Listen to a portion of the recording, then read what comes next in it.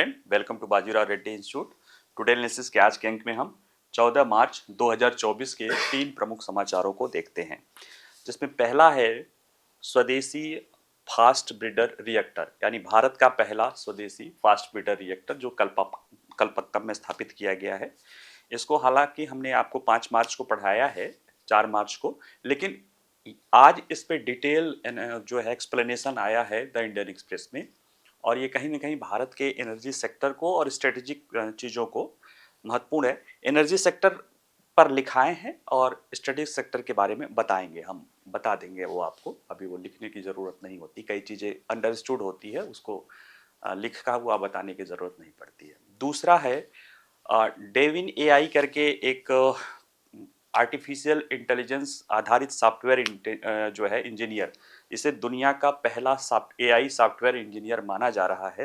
यानी ऐसा एआई जो कि सॉफ्टवेयर इंजीनियर जो काम करते थे, जो प्रोग्राम बनाना, कोडिंग करना, डिबगिंग करना, ऐप बनाना, एंड टू एंड, ये सारे काम करने में सक्षम है डेविन एआई। ठीक है, इसको समझेंगे।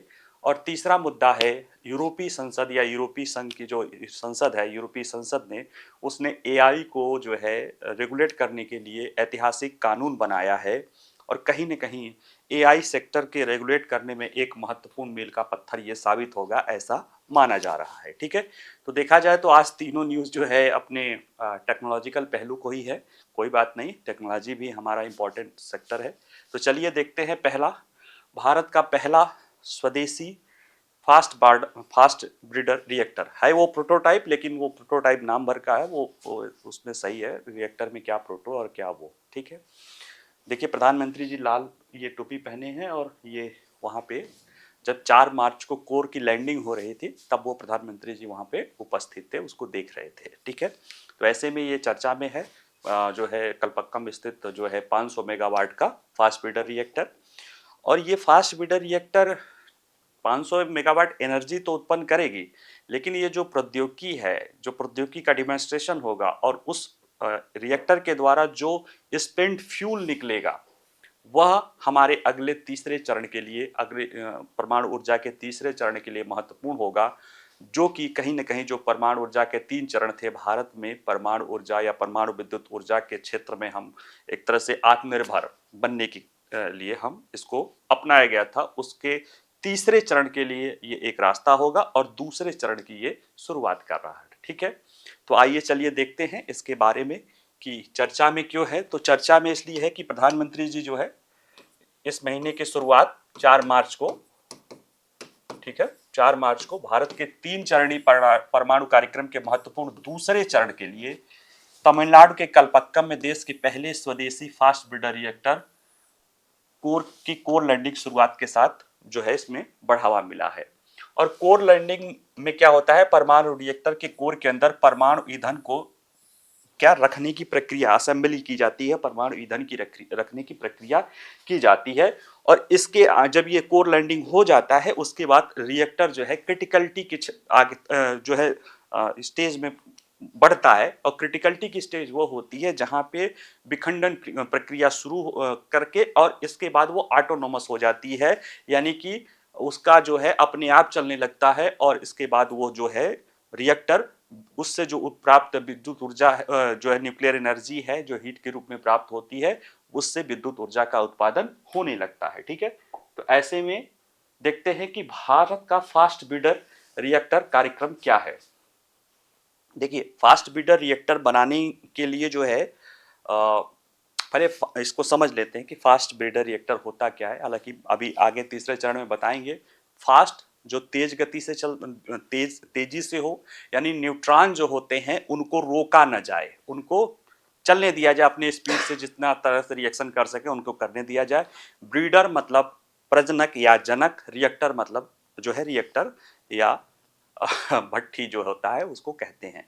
तो फास्ट ब्रीडर रिएक्टर ऐसे न्यूक्लियर रिएक्टर होते हैं जो न्यूट्रॉन को तेजी से चलाते हैं, इसलिए फास्ट ब्रीडर हो गए, फास्ट हो गए। और ब्रीडर रिएक्टर वो होते हैं जो जितनी ऊर्जा न्यूक्लियर ईंधन का उपयोग करते हैं उससे ज्यादा न्यूक्लियर ईंधन का क्या करते हैं, उत्पादन करते हैं।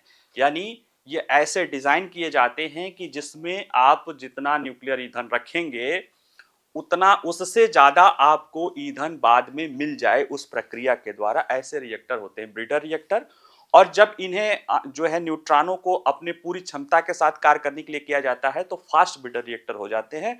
और फास्ट ब्रीडर रिएक्टर जो है का कार्यक्रम जो है वह भारत में पिछले 2 दशक से ही शुरू में है। वर्ष 2003 में इसको लेके जो है उस समय के तत्कालीन प्रधानमंत्री अटल बिहारी वाजपेयी ने इसको लेकर प्रोग्राम किया था और इसे 2010 तक पूरा होना था। लेकिन ये थोड़ा सा कई सारी दिक्कतों का सामना करना पड़ता है, खासतौर से उस क्षेत्र में जब जिन क्षेत्र में जो है आपको कह सकते हो कि बहुत ही सेंसिटिव टेक्नोलॉजी होती है और दुनिया आप पर प्रतिबंध लगाए रखे हो, तो ऐसे संदर्भ में जो है इसको कहीं ना कहीं आप ये मान के चलो कि आप पे मुश्किलें आती है। हालांकि सभी सरकारों ने इसको लेकर आगे बढ़ने की दिशा में काम किया है और इसके बाद इसका अक्टूबर 2022 तक कर दिया गया था, लेकिन अभी ये शुरुआत होना शुरू हो गया है। तो ये है हमारे फास्ट ब्रीडर रिएक्टर के कार्यक्रम की जो बात है। और अगर ये शुरू हो जा रहा है, जो कि हो ही जाएगा, तो भारत रूस के बाद कमर्शियली जो है फास्ट ब्रीडर रिएक्टर उपयोग करने वाला दूसरा देश बन जाएगा। इसके भारत और रूस के सिवा जो अगर कोई देश है तो चीन में एक छोटा सा रिएक्टर है, वो कर सकते हो ट्रेनिंग के पैमाने पर चल रहा है। और जो बाकी और देश हैं, जर्मनी है या यूएस है या फ्रांस है, उन लोगों ने सुरक्षा को हवाला देते हुए इसको बंद कर दिया था, क्योंकि ये वो रिएक्टर है कि जितना इसमें फ्यूल उत्पादन होता है, उपयोग किया जाता है, उससे ज़्यादा ईंधन बनता है। और उनके पास यूरेनियम्स की कमी नहीं रही है, वो अपना यूरेनियम तक पहुंच रही है, इसलिए उनको कोई दिक्कत नहीं आता है। तो आइए देखते हैं कि भारत को फास्ट ब्रीडर रिएक्टर की आवश्यकता क्यों हुई। देखिए, पर भारत का परमाणु ऊर्जा विभाग कह सकते हैं कि जो हमारे परमाणु वैज्ञानिक जनक है, होबी डॉक्टर होबी भाभा और विक्रम सारा जो है साराभाई, इन दोनों लोगों ने जो है भारत के लिए जो परमाणु ऊर्जा के क्षेत्र में जो है आगे बढ़ने के लिए 3 चरणीय कार्यक्रम बनाया था कि कैसे जो है हम अपने परमाणु ऊर्जा के क्षेत्र में आत्मनिर्भर बनेंगे। उसको लेकर 3 चरणीय कार्यक्रम बनाया था। पहले चरण में जो प्रौद्योगिकी दुनिया में है वो है कि एक नेचुरली जो है फर्टाइल मटेरियल है, सॉरी फिजाइल मटेरियल है। अब जरा सा फिजाइल और फर्टाइल को बता देता हूँ, फिर आगे बढ़ता हूँ। फिजाइल मटेरियल वो होते हैं यानी विखंडनी पदार्थ, ऐसे भारी नाभिकीय रेडियो एक्टिव पदार्थ जिसपे न्यूट्रॉन्स के आक्रमण होने से वह 2 छोटे नाभिकों में टूट जाते हैं और कुछ ऊर्जा का ह्रास होता है, जो ऊर्जा आइंस्टीन का जो प्रसिद्ध सिद्धांत E बराबर mc², उसके अनुसार जो है वह विशाल ऊर्जा में बदल जाता है। जो छोटा सा द्रव्यमान कम होता है वह विशाल ऊर्जा में बदल जाता है। तो ऐसे पदार्थ जो है नाभिक पे न्यूट्रॉन के आक्रमण करने से या उसको पेनिट्रेट करने से टूट जाते हैं, वह जो है विखंडनी पदार्थ या फिजाइल मटेरियल कहा जाता है। और इसके आधारित जो तकनीकी है फिजाइल रिएक्टर या विखंडनी रिएक्टर कहते हैं। जो अभी हम विद्युत ऊर्जा उत्पादन करते हैं वो विखंडनी या फिजाइल रिएक्टर के तहत ही होता है। और देखा जाए तो प्रकृति में केवल 92 यूरेनियम 235 वह नेचुरल जो है कह सकते हो कि सब्सटेंस है, जो फिजाइल मटेरियल है, नेचुरल फिजाइल मटेरियल 92 यूरेनियम 235 ओर में पाया जाता, उसका जो है अयस्क में पाया जाता है और उसको फिर संसाधित करके जो है उसका इस्तेमाल किया जा सकता है। लेकिन जो यूरेनियम का जो आपको आयरन या अयस्क मिलता है और उसमें ना बहुत कम मात्रा में 92 यूरेनियम 235 होता है, ज्यादा मात्रा में जो है 92 यूरेनियम 238 पाया जाता है, जो कि सीधे इस्तेमाल नहीं किया जा सकता है फ्यूल जो है फिजाइल मटेरियल के रूप में, यानी वो विखंडित नहीं होता है। लेकिन उसकी एक क्वालिटी होती है कि उस पर अगर न्यूट्रॉन अगर टकराया जाता है, यानी कि जो 92 यूरेनियम 238 है, उसकी एक क्वालिटी है कि अगर उसमें एक न्यूट्रॉन टकराया जाता है तो वो प्लूटोनियम 239 में बदल जाता है, फिर वो एक फिजाइल मटेरियल हो जाता है। यानी न्यूट्रॉन टकराने के बाद फिर वो आगे छोटे नाभिक में टूट जाता है और ऊर्जा जनरेट करता है। तो ये जो 92 यूरेनियम 238 का यूरेनियम 239 में परिवर्तन है, तो जो यूरेनियम 238 है इसे कहते हैं फर्टाइल मटेरियल, और जो अपने आप जो विखंडन हो जाता है मटेरियल उसको कहते हैं फिजाइल मटेरियल। तो देखा जाए तो यूरेनियम 235 एकमात्र फिजाइल मटेरियल है जिसको हम रिएक्टर के रूप में उपयोग करते हैं। बाकी 92 यूरेनियम 238 जो बहुत बड़ी मात्रा में है, उसको हम इस्तेमाल नहीं कर पाते हैं। उसको इस्तेमाल करने के लिए पहले उसको नाभिक में रिएक्टर में ही करना पड़ता है, जिस पे न्यूट्रॉन ले जाओगे, इसके बाद वो क्या होगा, फर्टाइल मटेरियल फिजाइल मटेरियल में या प्लूटोनियम 239 में बटेगा। ये है जो थोड़ा सा विखंडन की प्रक्रिया। देखिए, भारत में दुनिया के देशों ने इसी यूरेनियम 238 को आगे ईंधन के रूप में बदलने को लेकर जो है ब्रीडर पर काम शुरू किया, लेकिन उन्होंने छोड़ दिया क्योंकि यूरेनियम के बहुत भंडार मिल गए, तो दुनिया को लगने लगा कि जितना यूरेनियम है उतना बहुत अच्छा उनका काम चल जाएगा। लेकिन भारत के पास यूरेनियम के भंडार नहीं है, न के बराबर हैं, थोड़े बहुत हैं। और जो नेचुरल यूरेनियम है वही आप कह सकते हो कि पहले चरण में जो है उसी से आप उसको ऊर्जा ले सकते हो। उसके बाद जो आपको ऊर्जा लेनी होगी तो आपको क्या करना पड़ेगा, जो है उस जो नेचुरल यूरेनियम के साथ जो यूरेनियम 238 है उसे कन्वर्ट करना पड़ेगा प्लूटोनियम 239 में। ठीक है, उसको लेकर जो प्रौद्योगिकी चाहिए होती है वो ब्रीडर प्रौद्योगिकी होती है। ब्रीडर प्रौद्योगिकी यानी जो जितना ईंधन ले उससे ज्यादा ईंधन जनरेट करे। इसीलिए भारत में जो हमारे परमाणु ऊर्जा के जनक लोग थे, इन लोगों ने 3 चरणीय एक सिद्धांत बनाया था, जिसमें पहले चरण में यही नेचुरल यूरेनियम का हम प्रयोग करते हैं। उसके बाद उसके साथ यूरेनियम 238 भी रहता है। उसको जब हम न्यूट्रॉन का करते हैं तो यूरेनियम जो है ऊर्जा में बदल जाता है और यूरेनियम 235 ऊर्जा में बदल जाता है, और साथ में जो यूरेनियम 238 रहता है वो प्लूटोनियम 239 में बदल जाता है, यानी स्पेंट फ्यूल हमें मिल जाता है। और फिर उसको लेके हमें आगे चलाना है, क्योंकि हमारे पास यूरेनियम 235 यूरेनियम के मिश्रण बहुत कम है, यानी हमें जो थोड़े बहुत हैं और ज्यादातर हमें आयात करना रहता था। तो हमने तीसरा चरण ये बनाया कि हमारे पास थोरियम के बहुत बड़े भंडार थे। तो हमने ये कहा कि जो प्लूटोनियम हमें मिलेगा या जो हमें यूरेनियम थोड़ा बहुत है, खासतौर से उससे जो थोड़ा सा ज्यादा प्लूटोनियम मिलेगा, हम एक ऐसा breeder reactor, fast breeder reactor बनाएंगे दूसरे चरण में, जो ये प्लूटोनियम 239 यूरेनियम 235 के साथ साथ हम थोरियम का भी एक लेयर, थोरियम 232 को भी लगाएंगे, जिसपे अगर हम क्रिया होगी तो जो यूरेनियम 235 है वो ईंधन में बदल जाएगा, और जो यूरेनियम 238 है वो प्लूटोनियम में बदल जाएगा, और जो थोरियम है वह यूरेनियम 233 में बदल जाएगा। और इस दोनों क्रिया के दौरान जो है हमें प्लूटोनियम 239 और यूरेनियम 233 फिजाइल मटेरियल मिल जाएगा, जो नेचुरली आकर नहीं है। और हम जितना ईंधन हम लेंगे उससे ज्यादा हमें ईंधन मिल जाएगा प्लूटोनियम 239 और यूरेनियम 233 के तहत। इसलिए जो है ये ब्रीडर रिएक्टर की अवधारणा दूसरी चरण। अब हमें चूंकि प्लूटोनियम हमें चाहिए दूसरे चरण के लिए, और हमारे पास उतने प्लूटोनियम के लिए क्या चाहिए, यूरेनियम 238 चाहिए, यानी यूरेनियम के अयस्क चाहिए, वो हमारे पास नहीं, लेकिन हमारे पास थोरियम बहुत ज्यादा मात्रा में है। तो इसलिए हम जो दूसरे चरण के जो रिएक्टर होते हैं उसमें से जो निकलता है उसके साथ थोरियम को लगा देते हैं। प्लूटोनियम बदलता है, थोरियम को लगा देते हैं, और उससे जो ढेर सारा जो हमें यूरेनियम 233 मिलेगा उसका हम इस्तेमाल तीसरे चरण में थोरियम के साथ मिला के करेंगे। और फिर हमारा जो है वो जब शुरू हो जाएगा तीसरा चरण, तो वाकई में हम कह सकते हो कि परमाणु ऊर्जा के क्षेत्र में हम आत्मनिर्भर हो जाएंगे। इसी सपना को देखकर किया गया था, और यही सारी प्रक्रिया जो है, इसीलिए हमें फास्ट ब्रीडर रिएक्टर की जरूरत है। क्योंकि फास्ट ब्रीडर रिएक्टर जो ये अभी शुरू हुआ है, यही वो चरण है जिसमें हम यूरेनियम और प्लूटोनियम निकालेंगे, और प्लूटोनियम के साथ थोरियम भी थोड़ी मात्रा में रखेंगे, जो कि हमें यूरेनियम 233 और प्लूटोनियम 239 मिले। और इसके बाद अगला चरण आएगा जो है जो पूर्णतः थोरियम आधारित होगा। तो थोरियम और यूरेनियम 233, जो थोरियम यूरेनियम में बदला रहेगा 233 में, उसको लेंगे और थोरियम लेंगे, और फिर हमारे पास चल जाएगा। और थोरियम की कोई कमी नहीं, क्योंकि हमारे पास समुद्र के कई सारे तटों के बालू में बड़ी मात्रा में मोनोजाइटिस या थोरियम के अयस्क पाए जाते हैं। ठीक है, तो देखा जाए कि अभी भारत और एफबीआर यानी फास्ट ब्रीडर रिएक्टर और भारत के परमाणु कार्यक्रम के 3 चरण, ठीक है, कहां तक पहुंचा। तो पहला चरण जो है हमारा वो दबाव युक्त प्रेशराइज हैवी वाटर रिएक्टर और इससे संबंधित ईंधन चक्र सुविधाओं की स्थापना है, जो कि कार्यात्मक रूप से चल रहा है। और PHWR pressurise heavy water reactor ऐसे रिएक्टर है जो प्राकृतिक यूरेनियम को ईंधन के रूप में इस्तेमाल करते हैं और भारी पानी या ड्यूटेरियम ऑक्साइड को शीतलक और मॉडरेटर के रूप में इस्तेमाल करते हैं। शीतलक वो होता है जो कि रिएक्टर की गर्मी को अपने अंदर एब्जॉर्ब करके स्टीम में बदलता है या जो करके आगे विद्युत टरबाइन को चलाने के लिए करता है।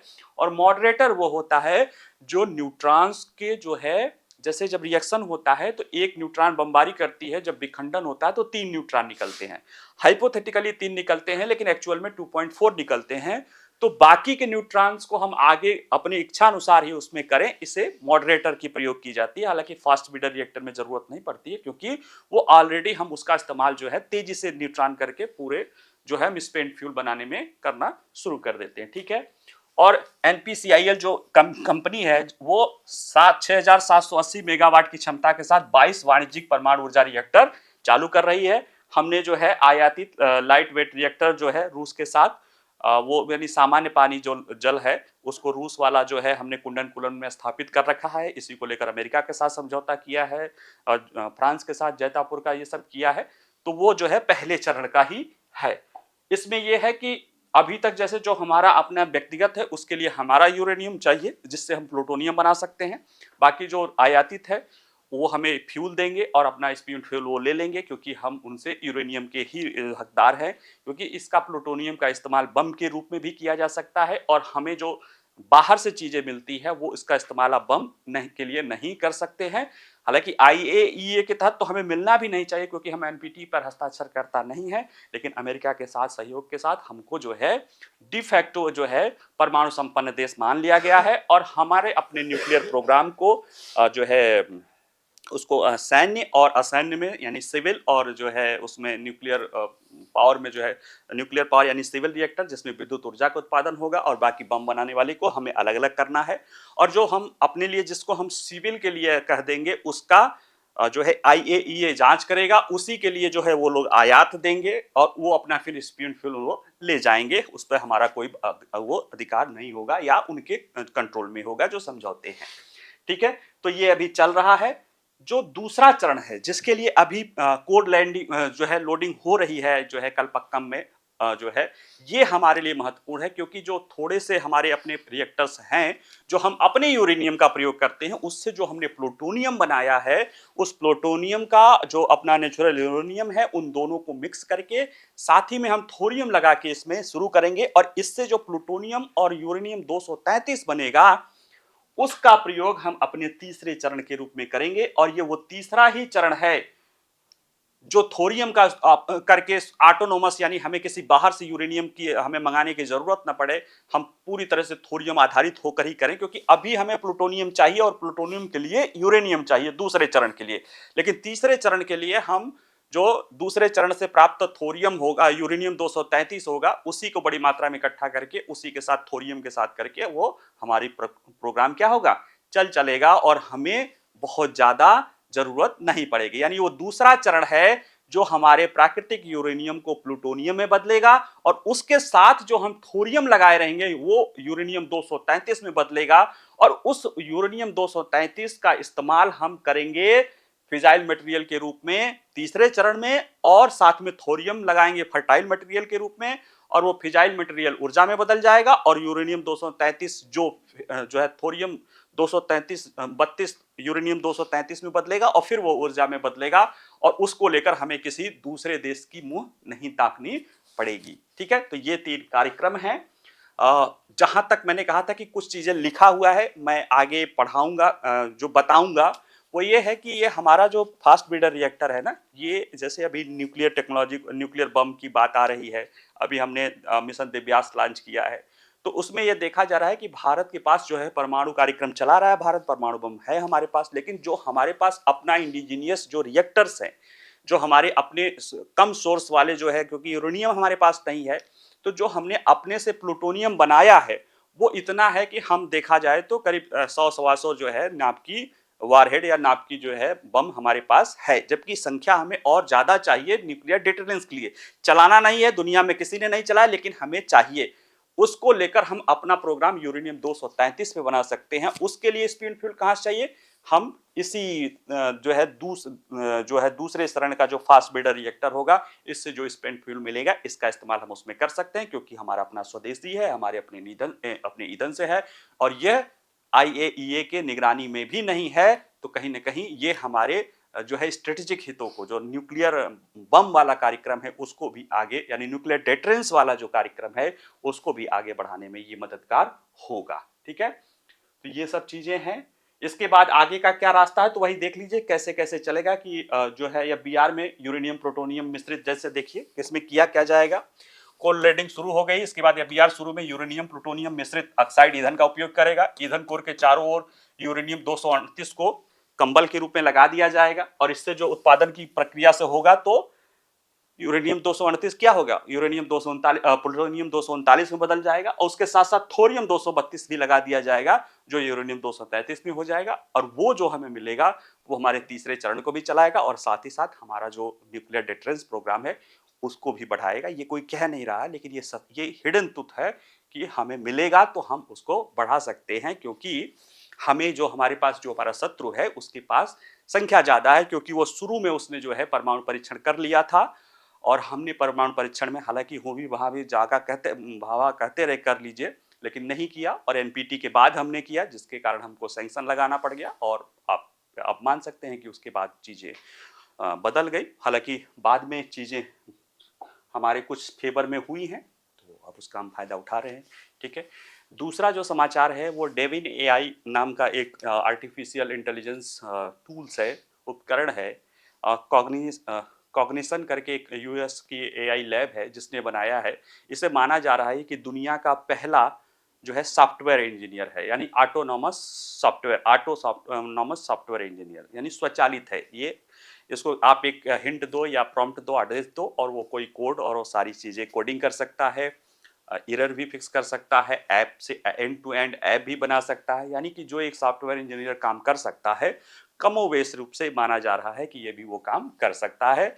और कंपनी ने बताया है कि इसका जो है इंटरव्यू भी लिया गया था, कुछ AI कंपनियों ने जो है सॉफ्टवेयर कंपनियों ने अमेरिका में लिया है, जिसमें भी वो सक्सेस हुआ है, और कुछ जॉब वर्क भी इसने किया है। तो कुल मिला के इसे जो माना जा रहा है दुनिया का पहला AI सॉफ्टवेयर इंजीनियर है। ठीक है, तो आइए देखते हैं कि क्या मामला है, चर्चा में क्यों है। क्योंकि अमेरिका स्थित एक अप्लाइड AI लैब है कॉग्निशन, इसने दुनिया का पहला AI software engineer Devin AI पेश किया है, और निर्माताओं का कहना है कि ये AI एजेंट प्रमुख AI कंपनियों द्वारा आयोजित व्यवहारिक इंजीनियरिंग साक्षात्कार भी इसने पास कर लिया है, और इसे सिर्फ एक संकेत मात्र देने से ये कोड लिख सकता है, वेबसाइट लॉन्च कर बना सकता है, सॉफ्टवेयर बना सकता है। हालांकि कंपनी का कहना है कि इसका उद्देश्य मानव इंजीनियरों को प्रतिस्थापित करना नहीं है, बल्कि उनकी सहायता करना और उनके काम को आसान बनाना है। यानी जो ये कंपनी कह रही है कि ये सॉफ्टवेयर इंजीनियरों को सहायक के रूप में काम करेगी, न कि उनको प्रतिस्थापित करने के लेके। ठीक है, लेकिन जहां तक ये मानना है कि भाई ठीक है कि क्रिएटिव वर्क जो है सॉफ्टवेयर इंजीनियर करेगा, लेकिन जो सॉफ्टवेयर जो है निर्माण के लोअर लेवल के जो लोग काम कर रहे हैं वो काम तो ये खा सकता है, और ये इसको लेकर चिंता भी है। और भारत के लिए ज़्यादा चिंता है, क्योंकि भारत के बहुत सारे सॉफ्टवेयर कंपनियां, हम बैकरूम हमारे यहाँ जो सॉफ्टवेयर इंडस्ट्री है वो बैकरूम सहयोग देती है कहाँ के, US आदि कंपनियों के, जो इस तरह के सॉफ्टवेयर जो है AI जो है सॉफ्टवेयर इंजीनियर द्वारा आसानी से किया जा सकता है, या कहें कि बेहतर से किया जा सकता है। इसलिए हमारे लिए तो ये चिंता का विषय है ही। ठीक है, डेविन AI क्या कर सकता है, तो देखिए बताते हैं कि ये AI जो है AI एजेंट सॉफ्टवेयर विकास में कुछ उन्नत क्षमताओं के साथ आता है, जिसमें कोडिंग, डिबगिंग, समस्या समाधान आदि किया जा सकता है।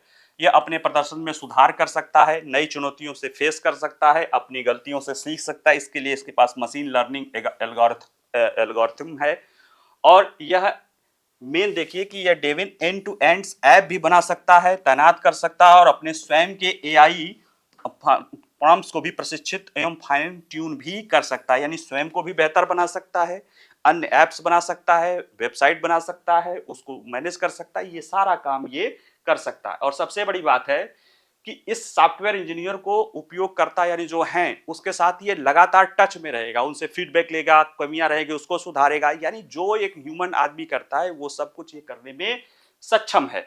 और सबसे खास बात इसकी ये है कि यह मानवीय त्रुटियों या विसंगतियों से प्रतिरक्षित है, यानी मानव में जो कमियां हो सकती हैं वो ये करने में से बचा है। और यह एआई एजेंट कोडिंग प्रथाओं में सटीकता, एकरूपता की गारंटी देने में सक्षम है, जिससे गुणवत्ता वाले सॉफ्टवेयर उत्पादों का विकास हो सकता है, ऐसा ये कहा जाता है। तो अब प्रश्न है कि डेविन एआई क्या चुनौतियां या क्या अवसर लेकर आया है। अवसर के बारे में देखा जाए तो निश्चित रूप से जो सॉफ्टवेयर इंडस्ट्री है उसमें जो है ये जो और लोग काम कर रहे हैं उनके साथ जो बहुत सारा काम जो है उनका हेल्प कर सकता है। बहुत सारा जो मैनुअल वर्क है या जो कह सकते हैं ना लोअर लेवल का काम है, एक क्रिएटिव थिंकिंग या क्रिटिकल थिंकिंग से नीचे, या जो एक कह सकते हो कि मनुष्य जो क्रिएटिव रूप से सोचता है, रचनात्मकता है, उसके सिवा जो काम कर सकता है मनुष्य के सहायक के रूप में ये उसका काम कर सकता है। जैसे मुझे ही पढ़ाना हुआ तो पढ़ाना जो है कैसे पढ़ाना है, क्या सोचना है, क्या रखना है, ये तो रचनात्मकता है, लेकिन मेरे लिए मटेरियल जो है बना सकता है। उसी तरह से जो सॉफ्टवेयर इंजीनियर है उसके लिए ये एआई टूल्स हेल्प कर सकता है कि उसको सिर्फ बताना है, वो बाकी चीजें दे देगा। बाकी जो है कहीं ना कहीं जो काम करने वाला है जो सॉफ्टवेयर इंजीनियर उसके लिए आसानी हो सकती है। लेकिन चुनौतियां ये है कि इसमें मान गए हैं कि कुछ विशेषज्ञ कह रहे हैं कि अभी भी ये एआई सॉफ्टवेयर इंजीनियर जटिल आवश्यकताओं या उदाहरणों से जूझ सकता है जो मानव अंतर्ज्ञान और रचनात्मकता पर निर्भर होती है। साथ ही डेविन जैसे एआई उपकरण बड़े पैमाने पर नौकरी में कटौती की चिंताओं को भी क्या रहे सामने लाने वाले हैं। और ये कोई मतलब आप कह सकते हो कि ये चीजें दिखाई दे रही हैं कहीं ना कहीं ये आर्टिफिशियल इंटेलिजेंस के आने से सॉफ्टवेयर क्षेत्र की कुछ नौकरियां, या जो हम सर्विस इंडस्ट्री हमारी बैक रूम सहयोग या सॉफ्टवेयर में जो है बैक रूम मदद करते थे उसमें देख रहे हैं ऑलरेडी जॉब कटौती देखी जाने लगी है। और इस तरह के अगर सॉफ्टवेयर इंजीनियर ही आ जाएंगे जो पूरा सॉफ्टवेयर ही बना सकता है या एप्स बना सकता है तो निश्चित रूप से इसको लेकर जो है हमारे जॉब के क्षेत्र में चुनौती आनी है। और उसको लेकर हमें अपनी कमर कस लेनी होगी अभी से जो है। इसका विकल्प ढूंढेंगे या इसको कैसे आगे बढ़ा के, यानी या तो देखिए विकल्प क्या हो सकता है। हमारे सामने जो चुनौती है, हमारे ऊपर कोई पत्थर मारा है तो या तो पत्थर से चोट लगने के लिए बचाव करिए, या तो भाग जाइए, या तो उस पत्थर से कई लोग होते हैं जो घर बना लेते हैं। तो अब हमारे पास ये आया है सॉफ्टवेयर इंजीनियर, इसका हम या तो इससे डर के, जब डर के भागे तो हमारे पास वैकल्पिक रोजगार के अवसर होने चाहिए क्योंकि निश्चित रूप से कुछ न कुछ रोजगार की कमी होगी, उसके लिए वैकल्पिक रोजगार के अवसर होने चाहिए। हम इससे कैसे सामना कर सके, हमारे पास ऐसे इसके प्रोटेक्टिव कानून हो या और बेहतर विकल्प हो, या हमारा हम इस और उसके आगे सोचें। हमारे दिमाग में अनगिनत संरचनाएं हैं, अनगिनत चीजें हैं कि सोचें कि इसका उपयोग कैसे करके कैसे और बेहतर हम सॉफ्टवेयर जो है इंडस्ट्री का जो अपना सॉफ्टवेयर पावर है उसको बरकरार रख सकते हैं। तो ठीक है, जैसा जो होगा उसको देखा जाएगा। आइए देखते हैं अगला जो न्यूज है, ये भी इंपॉर्टेंट है, काफी इंपॉर्टेंट है, आर्टिफिशियल इंटेलिजेंस से ही जुड़ा हुआ है। मामला ये है कि यूरोपीय संसद ने कल ही जो है बुधवार 13 मार्च को ऐतिहासिक एआई कानून बनाया है। और इसमें जो है इसे जो है ये कानून यूरोपीय संघ के जो है जितने सदस्य देश हैं उनमें जो है लागू होगा इसी अप्रैल, या माना जा रहा है कि 1 साल बाद ये लागू हो गया। और यह देखा जाए तो एक प्रमुख ब्लॉक द्वारा एआई क्षेत्र के लिए एक तरह से पहला कानून है जो आर्टिफिशियल इंटेलिजेंस को रेगुलेट करने में और उसमें नवाचार को हैम्पर न देने दोनों की व्यवस्था की गई है कि एआई क्षेत्र भी कंट्रोल में रहे और एआई क्षेत्र के नुकसान को रोका जा सके और साथ ही में नवाचार को भी बढ़ावा दिया जा सके। तो चलिए इसको देखते हैं कि इसमें क्या है, चर्चा में क्यों है। तो चर्चा में क्यों है, क्योंकि यूरोपीय संघ के सांसदों ने 13 मार्च को कृत्रिम बुद्धिमत्ता को नियंत्रित करने वाले ऐतिहासिक कानून को अपनी अंतिम मंजूरी दे दी है। और यूरोपीय संसद में आर्टिफिशियल इंटेलिजेंस अधिनियम पारित किया गया जिसके पक्ष में 523 वोट पड़े थे और विरोध में 46 वोट। और इस कानून का उद्देश्य क्या है जो यूरोपीय ब्लॉक के 27 सदस्य देश हैं, इनके नागरिकों को तेजी से बदलती तकनीक और इससे संभावित जोखिमों से बचाना है, साथ ही नवाचार को भी पनपने देना है। ये दो उद्देश्य है कि जो ईयू ब्लॉक के जो लोग हैं, नागरिक हैं, उनको एआई के खतरों से बचाना है और एआई के क्षेत्र में नवाचार को बढ़ावा देना है। तो एआई जो है, ये कानून नियम या जो बना है वो क्या कहता है, तो देखिए इसमें एआई क्षेत्र को रेगुलेट करने के लिए नियम है, सख्त नियम है। हालांकि वो सभी एआई के लिए नहीं है।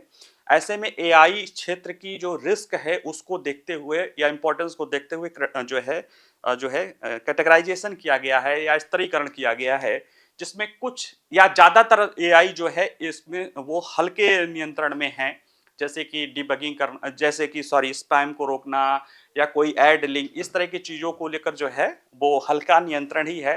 लेकिन वह एआई जो क्रिटिकल क्षेत्रों में प्रयोग किए जाते हैं, ऊर्जा के क्षेत्रों में, परमाणु क्षेत्र में, स्वास्थ्य के क्षेत्र में प्रयोग किए जाते हैं, उनको लेकर कड़े जो है रेगुलेशन या कड़े जांच या स्क्रूटनी की आवश्यकता ये कानून बल देता है।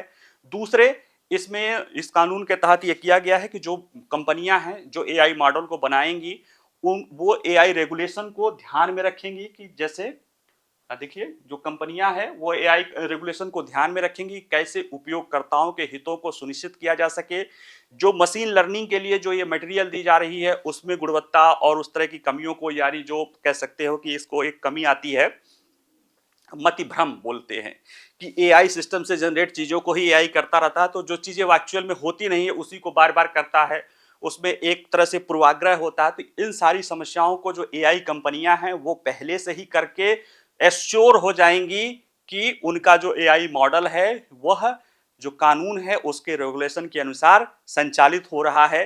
साथ ही में इसमें यह किया गया है कि जो सार्वजनिक स्थान है उसमें जैसे एआई कोई भी सिस्टम है जो किसी सार्वजनिक स्थान पे लोग हैं उनकी पहचान नहीं किया जा सकता है, सिर्फ केवल जो है कानून प्रवर्तन एजेंसियां हैं उन्हीं के लिए है। और एआई मॉडल पुलिसिंग जो है उसको कह सकते हैं, एक जो है पूर्वानुमानित पुलिसिंग और सिस्टम है, यानी कि पूर्वानुमान कर लो और उसके आधार पे, जैसे आपने कभी एक मूवी आई थी कि क्या लोग क्राइम करेंगे उसको पहले से पता कर ले, तो लोगों के डेटाबेस और इससे अंदाजा लगा के पहले से पूर्वानुमान कर लो कि लोग करने जा रहे हैं। इस तरह की चीजों पे स्ट्रिक्टली रोक लगाई गई है, ठीक है। और इसमें ध्यान दिया गया है कि किसी भी व्यक्ति, यानी ये पूर्वानुमान किस तरह से किया जाता है, किसी व्यक्ति की जाति, धर्म, यौन अभिविन्यास का अनुमान लगाने के लिए बायोमेट्रिक जानकारी का उपयोग करके जो इस तरह का कार्य कर रहा है उस पर पूरी तरह से रोक लगाई गई है। और कहा गया है कि कानून का उल्लंघन करने वाली कंपनियों को 82 लाख डॉलर से लेके 382 लाख डॉलर तक, यानी 82 लाख डॉलर से लेके 3 करोड़ 82 लाख डॉलर तक का जुर्माना लगाया जा सकता है। अब जैसे ये एक्ट तो बन गया, अब एक्ट के बाद क्या होगा, तो इसमें है कि इस एआई अधिनियम को अभी भी व्यक्तिगत यूरोपीय संघ के सदस्यों द्वारा समर्थन उसको देना पड़ेगा और यह कदम अप्रैल में शुरू होने की उम्मीद है और कानून इस साल के अंत तक लागू होने की संभावना है। और जहां तक जनरेटिव एआई या चैट जीपीटी जनरेटिव एआई जैसी मॉडल है उसको इस कानून के लागू होने के बाद भी 1 साल के बाद उसको लागू किया जाएगा और कंपनियों को 2 साल के भीतर अधिकांश अन्य प्रावधानों पर अपनी जो है सहमति देनी पड़ेगी। साथ ही साथ कानून लागू होने के 6 महीने बाद ही प्रतिबंधित एआई सिस्टम पर पूरी तरह से प्रतिबंध लगा दिया जाएगा, यानी जिन एआई सिस्टम पर प्रतिबंध की बात की गई है उन्हें पूरी तरह से प्रतिबंधित कर दिया जाएगा। ये कुछ टेक्निकल चीजें। अब ये है कि ये जो यूरोपीय संघ का ये कानून है, एआई कानून है, और शेष विश्व में जो एआई को लेकर क्या पहल हो रही है, तो देखा जाए तो ये ऐतिहासिक ही है। अभी किसी क्षेत्र में तो कोई एआई को लेकर कानून नहीं है, ठीक है। ब्रसल्स ने 2019 में ही इस तरह की बात की थी और उसको आगे फिर कई सारी सरकारों ने उसको माना भी था। अमेरिका में जो है राष्ट्रपति हैं वो अपने यहाँ एक विधान के बारे में सोच रहे हैं जो उनके यहाँ के खुद का अपना एआई सिस्टम हो। जहां तक चीन की बात है, चीन के राष्ट्रपति उन्होंने भी शी जिनपिंग ने भी एआई के निष्पक्ष और सुरक्षित उपयोग के लिए अपनी वैश्विक एआई गवर्नेंस पहल का प्रस्ताव दिया था, जिसमें अधिकारियों ने जेनरिक एआई के प्रबंधन के लिए अंतरिम उपाय जारी किए हैं जो चीन के अंदर लोगों के लिए उत्पन्न पाठ, चित्र, ऑडियो, वीडियो और अन्य सामग्री पर लागू होते हैं। जिसमें देखिए जब डीप फेक पढ़ा रहा था तो मैंने बताया था कि जिसमें चीन का ये है कि अगर कोई डीप जो है इस तरह के वीडियो, डीप फेक वीडियो या इस तरह की चीज बना रहा है तो उसको बताना पड़ेगा कि उसका क्रिएटर क्या है, मनोरंजन के लिए है, और भी बहुत सारे रेगुलेशन लाए गए हैं। भारत में भी अभी चुनाव के समय ही आपने देखा होगा कि हमारे जो मिनिस्ट्री ऑफ सूचना और प्रसारण मंत्रालय है, नहीं सॉरी सूचना नहीं, इलेक्ट्रॉनिक्स एंड टेक्नोलॉजी जो है, इलेक्ट्रॉनिक्स मिनिस्ट्री ने जो है एक गाइडलाइंस जारी की है, डिटेल गाइडलाइंस, किसके लिए?